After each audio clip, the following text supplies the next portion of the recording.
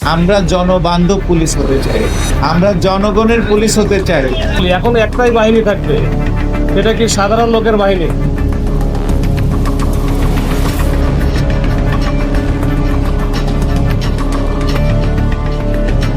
সংগল সলিমপুর এটি একটি সন্ত্রাসী আখড়া বলা হয় এবং সংগল সলিমপুর আলীনগর যেখানে পাহাড়ি এলাকা রয়েছে, যে পাহাড় কেটে যেখানে গণবসতি করা হয়েছে সেটিকে একটি সন্ত্রাসী আখ্যা দেওয়া হয়। এবং আমরা দেখেছি কিছুদিন আগে জঙ্গল সলিমপুরে যে আলীনগর স্কুল রয়েছে সেখানে প্রশাসনের যে পানির ট্যাঙ্ক রয়েছে সেখানে বিষ প্রয়োগ করা হয়েছে। এটি একটি আসলে বড় ধরনের একটি ঝুঁকি যে প্রশাসনের লোক কাজ করছে সেখানে বিষ প্রয়োগ করা। তো আজকে সেই সুবাদে দেখছি আপনার চট্টগ্রাম রেঞ্জ ডিআইজি একেবারে আব্দুল কুদ্দুস তিনি এখানে এসেছেন এবং এসপি মাসুদ তিনিও এসেছেন। এই জায়গাটি পরিদর্শন করেছেন আলীনগর স্কুল এবং ক্যাম্পটি পরিদর্শন করেছে এবং র্যাব যে অস্থায়ী ক্যাম্প করেছে সেটি ভেঙে ফেলা হয়েছে সেখানে পরিদর্শন করেছে। তারা একটি অস্থায়ী ক্যাম্প এখানে নির্মাণের উদ্যোগ নিচ্ছেন এবং পুলিশ ক্যাম্প নির্মাণের উদ্যোগ নিচ্ছেন এবং যে রাস্তাগুলি জরাজীর্ণ রয়েছে কালভার্ট সেটি নিয়ে কাজ করছেন এবং দিশা দিচ্ছেন এবং ডিআইজি বলছেন যে এখানকার অবকাঠামো উন্নতির জন্য যা যা করার সেটি তারা করবেন। আমরা জনবান্ধব পুলিশ হতে চাই, আমরা জনগণের পুলিশ হতে চাই, জনগণের কাতারে থেকে পুলিশকে দেখতে চাই, নিজের পদ এবং পদবি থেকে নয়। এই জন্যই আমরা জনগণের কাছে আসি, তাদের সমস্যাগুলোর কথা শুনি। আজকে এখানকার যে সমস্যা, দীর্ঘদিনের যে পুঞ্জীভূত সমস্যা, সেগুলো জট খুলতে শুরু করেছে। ইনশাল্লাহ অল্প কিছুদিনের মধ্যে এইখানে এই সমস্ত সমস্যার সমাধান হবে বলে আমি দৃঢ় আশাবাদী এবং এই সমস্যাগুলো সমাধানের জন্য আমাদের পক্ষে যতটুকু অবস্থান নেওয়া প্রয়োজন আমরা সেই অবস্থান নিব। আমরা আপনাদের পাশে আছি এবং আপনাদের পাশে থাকব।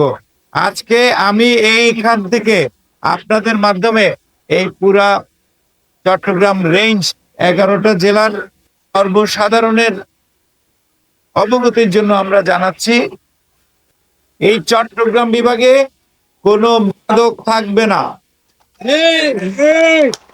কোনো কিশোর গ্যাং থাকবে না, কোনো চাঁদাবাজি, কোনো সন্ত্রাসীর জায়গা এখানে হবে না। রাষ্ট্রের বিরুদ্ধে যে অপশক্তি নেবে তাদেরকে শক্ত হাতে দমন করা হবে। এই ব্যাপারে আপনাদের আমরা সহযোগিতা চাই। আমরা যদি সন্ত্রাস মুক্ত, চাঁদাবাজ মুক্ত একটা সমাজ গঠন করতে পারি তাহলে আমরা একটা আদর্শ উন্নত দেশের দিকে ধাবিত হব। ইতিপূর্বে আমরা যত ইতিহাস এই জঙ্গল সলিমপুরে দেখেছি, এই যে যাদের কথা বললেন যে বাহিনী, সেই ইয়াসিন বাহিনী হোক আর অন্য কোনো বাহিনী হোক, সেই বাহিনীগুলোর আপনাদের মতো এই সাধারণ লোকজনদেরকে ঢাল হিসেবে ব্যবহার করেছে। যখন আইন শৃঙ্খলা বাহিনী আসার চেষ্টা করেছে তখন তারা এই জুজুর ভয় দেখে আপনাদেরকে রাস্তায় নামিয়েছে, বিভিন্নভাবে চেষ্টা করেছে যেন কেউ না আসে। তাদের যে আধিপত্য, তাদের যে রাজত্ব, এই দীর্ঘদিনের যে রাজত্ব, এটা তো এমনি এমনি হয় নাই। এবং তাদের এইটার পিছনে যে কি বেনিফিট, এই যে আপনাদের কথাই কিন্তু অনেক উঠে আসছে, যে একটা হচ্ছে প্লট বাণিজ্য আর একটা হচ্ছে বড় একটা খাত হচ্ছে বিদ্যুৎ।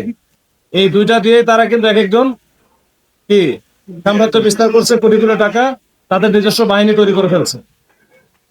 তো এই বাহিনী যাতে আর কোনো বাহিনী না থাকে, সে এ বাহিনী বলি আর ওই বাহিনী বলি, এখন একটাই বাহিনী থাকবে, সেটা কি সাধারণ লোকের বাহিনী। একটা বাহিনী থাকবে, সেটা হচ্ছে সাধারণ জনগণের, যারা এই জঙ্গল সলিমপুরের সাধারণ বাসিন্দা তাদের বাহিনী থাকবে। এবং তাদের বাহিনী প্রতিষ্ঠিত হওয়ার জন্য যা যা করণীয় আমাদের বাংলাদেশ পুলিশ, র্যাব, বিজিবি আপনাদের জন্য করবে। একটু অসুবিধা আছে মিটার নিয়ে, বিল নেয় কিন্তু বিল করে না। আমরা শান্তি চাইতেছি যাতে চাঁদাবাজ নির্মূল হয়, সন্ত্রাসী নির্মূল হয়, বিদ্যুৎ চাঁদাবাজি এটাও নির্মূল হয়। এই এলাকারই পোলাপান।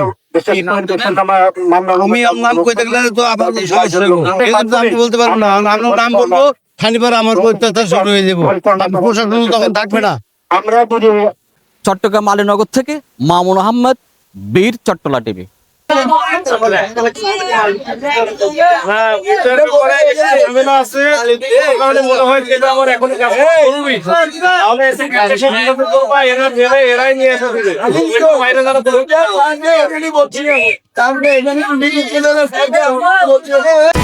HM Expert B500 CWR স্বাধীনতার সুবর্ণ জয়ন্তীতে নতুন বাংলাদেশ গড়ার প্রত্যয় HM স্টিল।